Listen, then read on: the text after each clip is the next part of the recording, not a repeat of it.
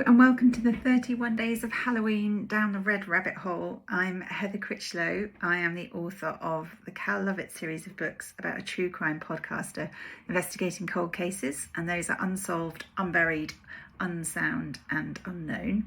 And I'm also the author of The Tomorrow Project, which is a speculative thriller.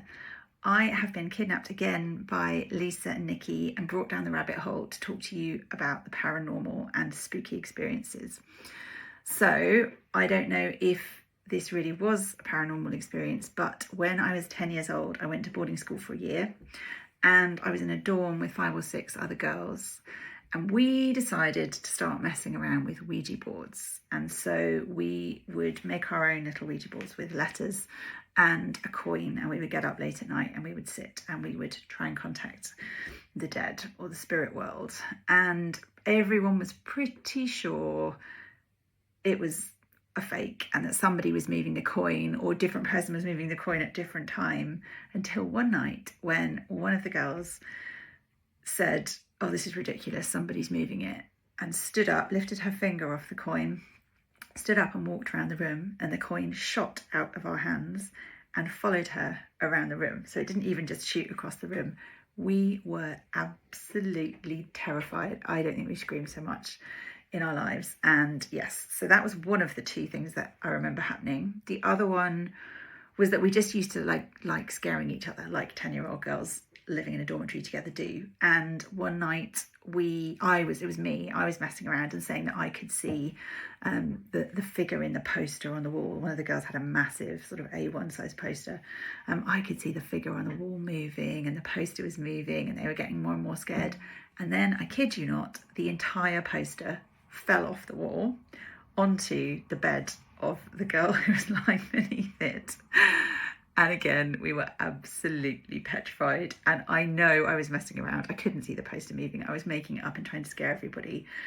And to this day, I've kind of wondered about the power of like that pre-teen hysteria and energy that you get from that kind of age girl, particularly in groups of girls. And I just wonder whether it was that energy that we're feeding off, or I really don't know. I cannot explain that. And we scared ourselves so much that we had to get our house mistress to come and talk us all down. And she brought her dog because he was a black Labrador, and she said that he wouldn't go if there were ghosts, he wouldn't go into the room, so there couldn't be any ghosts. And we did ask to keep the dog for the night, and we're not allowed to keep the dog, but he came up to reassure us. So ever since then, I have never messed about with anything. I don't know what's real and what's not, but I'm not going to play with it. So that is my paranormal experience. And they've also asked me to answer some spooky questions, and they're not going to let me out of here until I do. So question number 1 that they have asked me: have I ever seen a ghost? I haven't, but I did supposedly live in a haunted room when I was at university. The room that I was allocated for my 3rd year had been left 2 years before in the middle of the night. The girl that had the room, in fact, no, it was the year before. The girl that had the room had left in the middle of the night, terrified because she'd seen a figure standing at the foot of her bed. And it was a very old building that had been used as a hospital, hundreds of years before. So I don't know what she saw, but she refused to go back in that room. But it was a really nice room. It was actually sort of 4 rooms. You've got a living room and a kitchen and a lounge and a bathroom and bedroom. And it was really nice. And I decided that I would just chance it, because a friend of mine had had the room 2 years before and he'd been absolutely fine. He hadn't seen anything. So for the first few weeks, I wouldn't look. I basically went to bed and put the covers over my head, and I would not look out for anything because I didn't want to see a figure standing at the foot of the bed. I never did. Some weird things did happen, like the music would turn itself down on my CD player occasionally, like the button would just, and I kind of go over and turn it up again. And one time the taps seemed to turn themselves on, but that just could have been a forgetful student. So I don't know. That's the closest I've come to living in a haunted room. Where is the creepiest place I visited? Okay. So there was a chateau in France. We were on holiday with our children and we were taking them around like an old ruined castle in France. And it was a really interesting place. And then all of a sudden we went into one of the rooms and I just could not bear to be in that room. I don't know what it was, but I was absolutely petrified. I hated the room. I had to get out of it. As soon as I left that room, I was absolutely fine. I was fine in the rest of the ruin. I don't know what it was about that room. So yeah, I don't know. I don't know what I believe. Okay, the next question they've asked me is, what Halloween traditions do you have in your house? Well, so I wasn't allowed to trick or treat as a child. And then when my own children were really small, we lived somewhere that didn't have any other houses. Kind of, there was a gate and you couldn't get down there. And so they couldn't trick or treat when they were little. They do now that we live somewhere else. They do go, well, they have been trick or treating. They're getting a bit old. But we love it when all the little kids come around dressed up. And so we quite like dispensing sweets to them. But come 8 o'clock, when it starts to get, or 9 o'clock, when it's the big teens in the gangs coming around, we take all the stuff in and we just leave a basket of treats for them to take on their own. But that's as close as we have really to a Halloween tradition. My favourite horror film, I don't have one. I cannot watch them. I used to love them as a teenager, but now they terrify me, and I can't cope with the jump scares. I can't cope with the gore and the violence. I'm pathetic. So being kidnapped down this rabbit hole is actually pretty terrifying for me. So no, definitely not horror film watcher. What is the most frightening research you've ever done? Well, because my books are about a true crime podcaster investigating cold cases, they're quite unpleasant crimes, and they're crimes in which families haven't had the answer. So the podcaster is also driven to seek justice for families, because he has his own horrible story about his sister who went missing when he was a child. She was 10 years older and she's never been found. And so through the books you kind of follow his story, as well as each book is an individual case.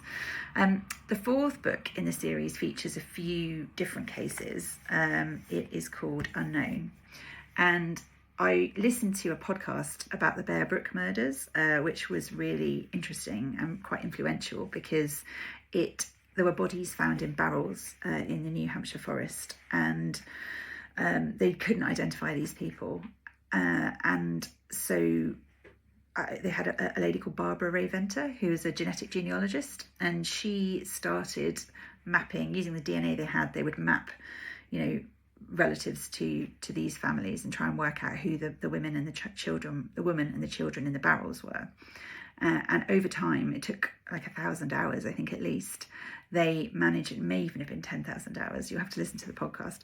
They managed to identify the bodies in the barrel and work out what had happened. And then that same technology was used to identify the Golden State Killer later. And so I find things like that really fascinating. It's sort of frightening. And then the other cases that influence those, there's those books. There's the Istal woman, which kind of came into play for Unknown, because she was found dead on a hillside in Norway, and her body had been burnt. And in the decades since this has happened, they haven't been able to identify who this woman was. The labels have been cut out of her clothes. She'd obviously travelled to get to the area. There'd been a foreign woman in the area in the days preceding this, and they've just never been able to solve that. So in this book, an influencer goes missing on the hillside in Scotland, and the true crime podcaster Cal gets involved in the search because he bumped into this woman when she was crying on the top of a hill. And this leads him onto another case, which is the case of a missing woman, a dead woman who was found on the hillside 20 years earlier. And they've not been able to identify her. And she's buried in a grave at the end of a loch. And Cal thinks that basically they must be able to, with scientific technology having moved on, they must be able to identify who this woman was. And so those cases, really terrify me, that somebody could vanish and you wouldn't be able to identify them even today with all of the tools that we have at our disposal. Right, the next question. Have I ever been to a psychic, and what did they say? I haven't been to a psychic because I don't want to know. I think it would impact how I live my life, and I'm just not sure that I want to know. I kind of like the idea that I control my own destiny. Thank you very much. Have I ever met a psychopath? Naming no names, what was it like? I don't know, but I strongly suspect some of the people I have worked with in the past fit this bill. There was also as a journalist, I had to interview a lot of quite interesting people, and there was one man in particular who was extremely threatening to me, and it sort of degenerated in a bar one night at an event, and he was so unpleasant that I was advised by my colleagues that I should leave because they didn't think I was safe either. And I looked over my shoulder all the way back to my hotel, and I just don't have any doubt that he would have hurt me if he'd had the chance. He was absolutely awful, and there was a horrible energy from him. So yeah, I'm not going to say who he is, but he might have inspired one or two of the characters in my books. Do I think the world will end in fire or ice? I'm going to choose neither of those, and I'm going to go for plague or flood, because in the Tomorrow Project, I have a virus that kills off most of the population, and yeah, the story is set at the end of humanity, basically, and that is what ends the world as we know it, although that end of the world is just the beginning. Okay, we are in a zombie apocalypse. What special skill would I have? And do I have a plan? No, I really don't. And I probably should do, seeing as I write dystopian fiction, but I have a really, really strong flight instinct. And in a couple of instances I've had in the past where I've been in danger or I've been in a situation which I'm sort of, disintegrating, as it were, I have just gone. I fled. Somebody was attacked at an event I was at, and I was out of there so quickly. There was also a scare on the tube, and I didn't know I could move that quickly. I was up the stairs and out and across London away from it. So yeah, I don't even know how that happens, but I would like to think I would turn and fight, and I would like to think that I would be out there killing zombies and shoving things through their heads. In reality, I'd probably be hiding, so I'll head to Scotland. I think I'll find somewhere unpopulated and I'll just hide out until it's all finished. What is the most horrifying death to happen in your books?